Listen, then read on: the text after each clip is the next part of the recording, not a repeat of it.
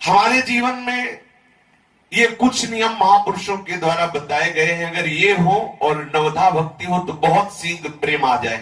पहला है, प्रत्येक साधक को ब्रह्म मुहूर्त में उठना चाहिए।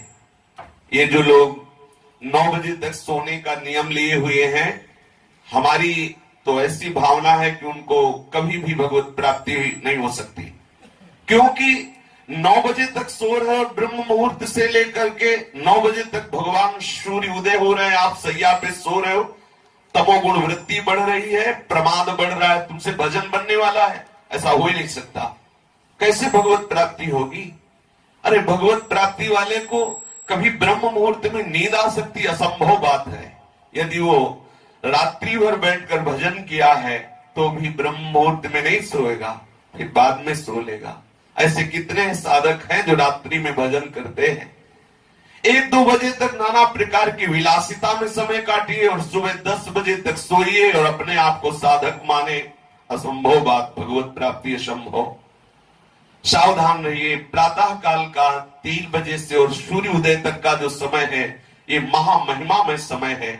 इसमें अधिकतर ध्यान युक्त जप किया जाए, बहुत लाभ की प्राप्ति होगी। ये बहुत अमृतमयी वेला है। बड़े बड़े महापुरुषों ने, गुरुजनों ने इसी समय को सार्थक किया है भजन के द्वारा, फिर अनुभव करके बताया है। जो प्रातः कालीन 3 बजे से लेकर सूर्य उदय तक भजन नहीं करते हैं, वो दिन में भजन करें ऐसा नहीं लगता हमें तो, कि वो तन्मयता पूर्वक भजन कर पाएंगे। ब्रह्म मुहूर्त में जब भजन होता है तो दिन भर का नशा चढ़ जाता है। जैसे समय से आप नशा कर ले तो दिन भर वो गूंजता रहता है, ऐसे ब्रह्म वेला पर यदि आपने गुरु मंत्र की तन्मयता 2-3 घंटे की तो 24 घंटे उसका नशा चढ़ा रहेगा। रात्रि में सोने के समय और प्रातः काल जग करके सूर्य उदय तक सतत भजन करें, मंत्राकार वृत्ति करें, ध्यान युक्त जप करें, फिर आप देखिए कैसा आपको लगता है।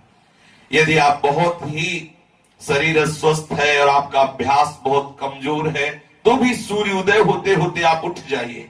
सैया में लेटे हुए हैं, सूर्य उदय हो रहे हैं और आप साधक कहलाते हैं, बड़ी हंसी की बात है। बिल्कुल कदापि ऐसा ना, ये महापुरुषों के सिद्धांत बताए हुए हैं। प्रत्येक साधक को ब्रह्म मुहूर्त में उठ जाना चाहिए। यदि ऐसा संभव ना हो सके तो सूर्य उदय होते होते उठ जाना चाहिए। सूर्य उदय हो रहे हैं, आप सैया में, वैसा कभी नहीं होना चाहिए। दूसरा, प्रातः काल जग करके किसी सांसारिक विषय का निर्णय नहीं करना चाहिए।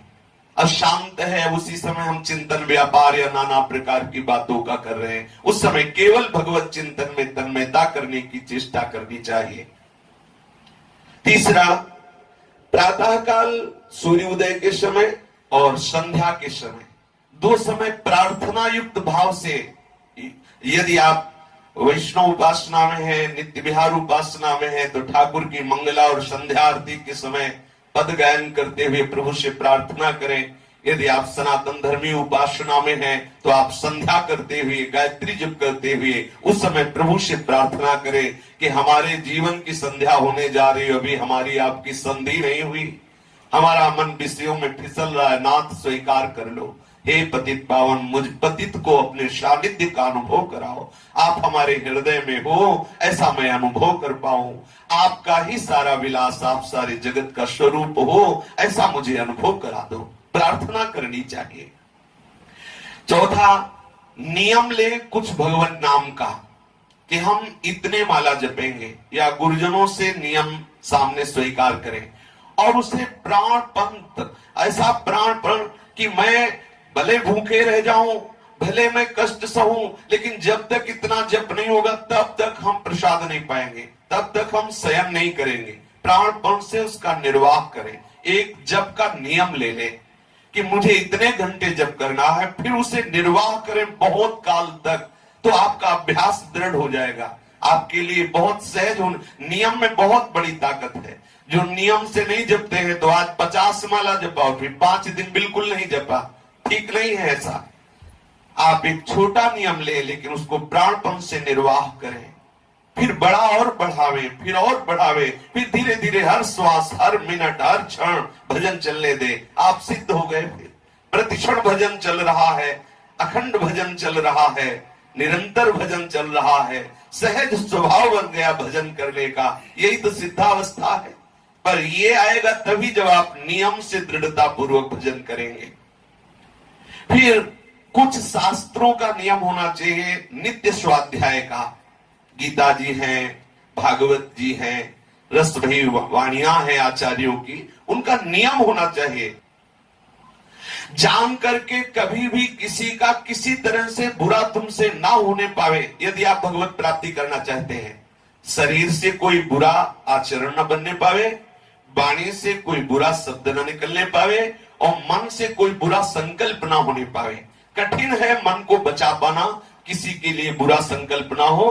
तो जिस समय मन किसी का अहित सोचने लगे, सावधान रहोगे तो बात बन जाएगी। उसी समय पुकारने लगो, राधा राधा राधा राधा, ये क्या सोच रहा है मन। उसी समय मन की वो बुरा सोचने की वृत्ति नष्ट होने लगेगी। मन से भी हम किसी का बुरा ना सोचे, तन से हम किसी का बुरा ना करें, वचन से भी हम किसी को बुरा ना बोले। अगर हम ऐसा आचरण करेंगे तो बहुत शीघ्र हम प्रभु के सुमिरन में मगन हो जाएंगे। फिर है, जहां तक हो सके झूठ बोलने से बचे उपासक। कुछ लेना देना नहीं, फिर भी झूठ बोल रहे हैं, क्यों? अरे सत्य मार्ग में चल रहे हैं तो थोड़ा संभल के बोलो। क्या जरूरी है झूठ बोलना? अगर हमारी बात सत्य बोलने से बन रही तो हम झूठ क्यों बोले? और किस लिए, क्यों भय? कौन सी बात का भय? हम झूठ क्यों बोले? झूठ से हमारा व्यवहार पुष्ट होगा। अगर हम सत्य बोल देते, व्यवहार नष्ट होता। अच्छा ही तो हुआ, श्री जी के भजन में एकांत अवसर मिलेगा। साधक को चाहिए कि सत्य बोलने का स्वभाव रखे। फिर कह रहे हैं कि किसी को भी, जो पुरुष साधक हो वो स्त्री शरीर, किसी भी स्त्री को, जो स्त्री साधक हो पुरुष शरीर को, कभी भी सुंदरता के आरोप भाव से न देखे कि बड़ी सुंदर स्त्री है या बड़ा सुंदर पुरुष है। कहां जहां ऐसी भावना आई तो वहां काम भाव जागृत हो जाता है। स्त्री साधक को अधिक समय तक पुरुष संयोग में नहीं रहना चाहिए। पुरुष दर्शन से भी बचे। एक बार दृष्टि चली जाए, भगवत भाव से प्रणाम करके दृष्टि नीचे कर लो। ये माया का आकर्षण ऐसा है, कोई कितना भी बड़ा बुद्धिमान विद्वान हो, कितना भी बड़ा साधक हो, अगर ऐसी दृष्टि रखेगा तो उसे अंततो गत्वा विनाश ही होगा। जो इनकी संगति करे अंत होए वो नाश, ये आचार्यों के वचन है। जो पुरुष साधक है वो स्त्रियों की तरफ अचानक दृष्टि चली जाए तो प्रणाम करे, दोबारा सुंदरता का अवलोकन न करे। जो चाहे आपन कल्याणा, सुजस सुमति शुभ गति शुभ नाना, सो पर नार लीलार गुसाई, तजो चौथ के चंद। इसे जीवन में उतारा जाए। ऐसा नहीं कि हम बोल दिए आप सुन लिए फिर आप किसी को सुना दिए। इसे जीवन में उतारा जाए तो खुद अनुभव में होगा, खुद आनंद की अनुभूति होगी। किसी की किसी भी तरह से निंदा नहीं करना, ये महापुरुषों के सिद्धांत बताए हुए। यदि सिद्धांत पे चलेंगे तो निश्चित नवधा भक्ति का हमारे हृदय में प्रादुर्भाव हो जाएगा। किसी की भी किसी भी तरह से हमें निंदा नहीं करनी। कभी कभी हम अपनी बड़ाई चाहने के लिए घुमा करके किसी की निंदा कर देते हैं, ये भी हमारे लिए परमार्थ में बहुत हानिकारक है।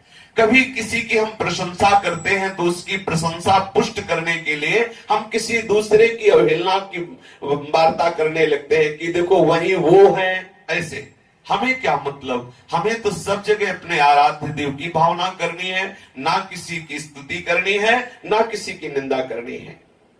भोजन आप फलाहार कर रहे हो या आप अन्न पा रहे हो, आप उतना ही पाए जितना पाने के बाद आपको ऐसा न लगे कि हम छक गए हैं। ऐसा नहीं लगना चाहिए। ये महापुरुषों के सिद्धांत बनाए हुए हैं। यदि आपको भोजन पाने के बाद ऐसा लग रहा हाँ आप तो छक गए, तो समझो आपने साधना के खिलाफ भोजन किया है। उतना भोजन होना चाहिए, पाने के बाद ठीक है क्षुधा निवृत्ति हो गई, लेकिन ऐसा नहीं प्रतीत हो रहा। अभी अगर आपको और पवाया जाए तो आप पा सकते हैं, इतना पाना चाहिए। इतना कम भी नहीं होना चाहिए कि आपकी वृत्ति भोजन में लगी रहे, आपको साधन में व्यवधान उपस्थित हो। चाहे फलाहार हो या अन्न हो या जल हो, जब आप पा रहे हो उस समय किसी से वार्ता ना करें, उस समय केवल नाम जप करें। क्योंकि वो भोजन जो आप पा रहे हैं जिस संस्कार से युक्त होगा, अगले समय में वो संस्कार आपके ऊपर छा जाएगा। यदि आप गंदे दृश्य देखते हुए भोजन पाएंगे टीवी आदि में, और गंदी बातें करते हुए या नाना प्रकार का कुचिंतन करते हुए, तो वो भोजन जाकर आपके हृदय में वैसा ही प्रभाव डालेगा और आपका भजन बाधित हो जाएगा। भोजन के समय महापुरुषों ने कहा कि ये आपकी भजन की वृद्धि और हानि करने का ठीक समय है। यदि आप भोजन ठीक भजन करते हुए पा रहे तो आपका भजन बढ़ेगा। भोजन करते हुए कि चलो हमने 20 माला तो कर लिया, भोजन पाते हंसी मजाक शुरू, इधर उधर का चिंतन शुरू, तो आप समझ लीजिए आप आगे के समय के लिए भजन नाश की वृत्ति पैदा कर रहे हैं। पवित्र होकर गुरुदेव भगवान के अनुसार जो मंत्र उपासना मिली उसका चिंतन करते हैं, एकाग्र होकर भोजन पाए, उतना ही पाए जितना आपको आवश्यक है, अधिक ना पावे। कभी भी कहीं भी ऐसा लग रहा हो कि दूसरे के हक की वस्तु है तो कभी उसे आप ना लें। कभी भी चार साधक बैठ करके किसी का उपहास न करें, हंसी मजाक का वातावरण उपस्थित न करें। गुरुजन सामने पड़े, जय बार पड़े, उनको प्रणाम करें, इससे अहंकार का नाश होता है। सब जीवों में ये देखें कि हमारे आराध्य देव जो सिंहासन में विराजमान है वही सब जीवों में विराजमान है। ऐसी भावना से जो भी दृष्टि में आए तो उसे मानसिक प्रणाम करने की चेष्टा करें।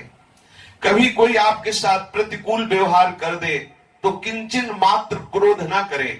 यदि क्रोध आ जाए तो जो जप किया है उसमें और जप बढ़ावे दंड के रूप में, कि आज हम 20 माला का नियम लिए लेकिन आज हमें गुस्सा आ गई, आज 20 माला और करेंगे तभी भोजन पाएंगे।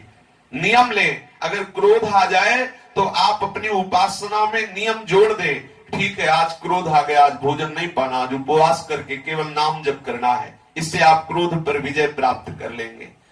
पूज्य बात सूर्य बाबा जी महाराज कहते हैं यदि 1 महीने में एक बार अच्छे से क्रोध कर लिया जाए तो भजन का प्रभाव नहीं पड़ता उसके हृदय में। तो हमें भजन को बचाना है, तो इसलिए जब कभी क्रोध आवे तो डर जाओ, क्रोध करेंगे तो हमारा भजन निष्प्रभावित हो जाएगा। किसी भी जीव से कितना भी पाप हो जाए आप घृणा न करें, और शयन का समय निश्चित होना चाहिए उपासक का। अगर शयन जब मन आया, कथा में आया तो सो गए, माला में आया तो सो गए, जब कुटिया में खाली है तो सो रहे, ये सब प्रमाद वाली बात नहीं। शयन का एक समय होना चाहिए। अगर आप रात्रि के 11 बजे सोते हैं तो 12, 1, 2, 3, 4 बजे उठ जाएं, 5 घंटे हो गए रात्रि में, और दिन में 1 घंटे विश्राम कर ले, 6 घंटे खूब हो गए। अगर आपको और सोना है तो 10 बजे सो जाइए, तो 7 घंटे हो गए। इसके बाद सोते हैं तो आप साधक नहीं हैं। शरीर अस्वस्थ हो तो लेट जाना ठीक है, जब शरीर स्वस्थ है तो लेटना नहीं चाहिए।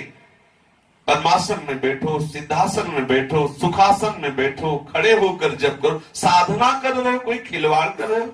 एक उदर पोषण करने के लिए लेबर 8 घंटे दौड़ता है तसला लेकर के, विचार कीजिए। एक परिवार का पोषण करने के लिए 8 घंटे गर्मी बरसात धूप ठंडी कुछ नहीं देख रहा और मालिक की गालियां पा रहा है, 8 घंटे मेहनत करता है केवल उदर पोषण के लिए। हम परम पद के अधिकारी बनना चाहते हैं और प्रमाद करते हैं। नहीं, सावधान, शयन का ठीक समय होना चाहिए, और जो समय निश्चित करें आप।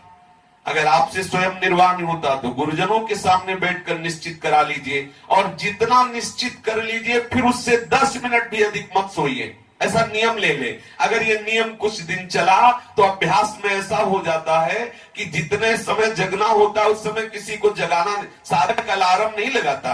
ये जो अलार्म लगाते हैं अभी ठीक साधना नहीं बनी, अरे उसका हृदय ही अलार्म है, बेचैन हो जाएगा, उठ के बैठ जाएगा। सच्ची बात, जो सच्ची साधना कर रहे हैं देख ले, जगने के बाद पता चलता है कि हम बैठे हैं। जगने के बाद सोते ही सोते बैठ गए, और जो घड़ी में दृष्टि गई तो पता चला अमुक समय है, फिर पता चला हम बैठे हुए हैं। अभ्यास बहुत बड़ी ताकत होती है। यदि जीवन में अभ्यास आपने किया तो उसका आनंद मिलेगा।